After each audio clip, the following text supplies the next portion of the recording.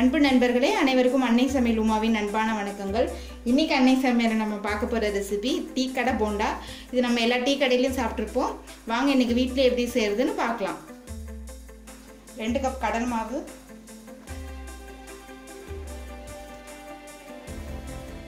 1/4 cup அரிசி மாவு,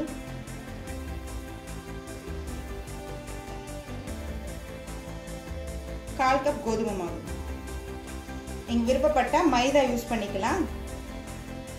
ஒரு பெரிய வெங்காயம், பொடியா நறுக்கின ஒரு பச்சை மிளகாய், 1 டீஸ்பூன் மிளகாய்த்தூள், கொஞ்சம் இஞ்சி, கொஞ்சம் கருவேப்பிலை, கொஞ்சம் கொத்தமல்லி, 1/2 டீஸ்பூன் சோம்பு, தேவையான அளவு உப்பு. இது எல்லாத்தையும் நல்லா மிக்ஸ் பண்ணிக்கலாங்க.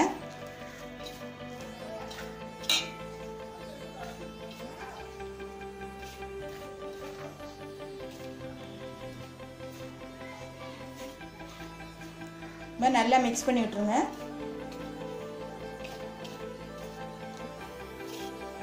சூடான எண்ணெய் 1 டேபிள் ஸ்பூன் சேர்த்துக்கலாங்க. கொஞ்சம் சோடா உப்பை தண்ணியில் கரைச்சி இதில் சேர்த்துக்கலாம்.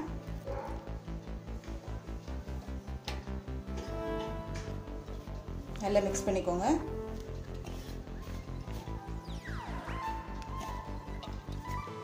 கொஞ்சம் தண்ணி சேர்த்துக்கலாங்க. கொஞ்சம் கொஞ்சமாக தான் தண்ணி சேர்க்கணும்.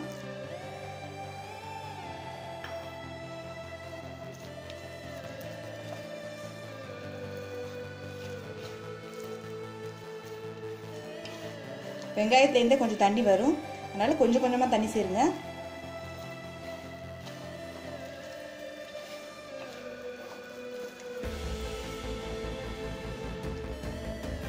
இப்போ கொஞ்சமாக தண்ணி சேர்த்துக்கலாம்.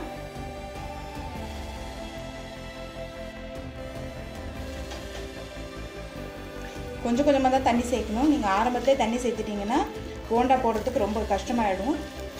ரெடி ஆகிடுச்சுங்க. நம்ம போண்டா போட்டுடலாம்.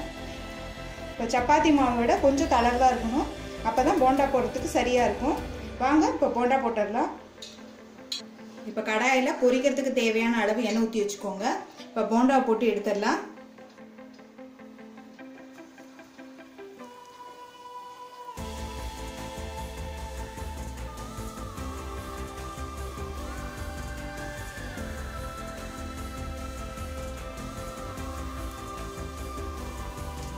எண்ணெயை ஸ்லோலே வச்சுக்கோங்க, அப்பதான் உள்ள போண்டா வெந்திருக்கும்.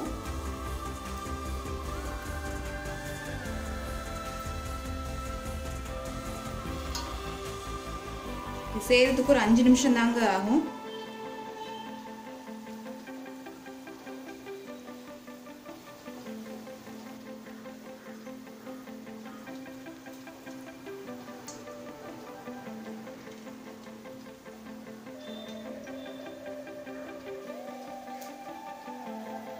போண்டாவை திருப்பிட்டே இருக்குங்க. ஒரே இடத்துல இருந்ததுன்னா அடியில் கருப்பாக இருக்கும். இப்போ போண்டா கலர் மாறிடுச்சுங்க. இப்போ டீ கடை போண்டா ரெடி ஆயிடுச்சு. நம்ம சர்வ் பண்ணிடலாம்.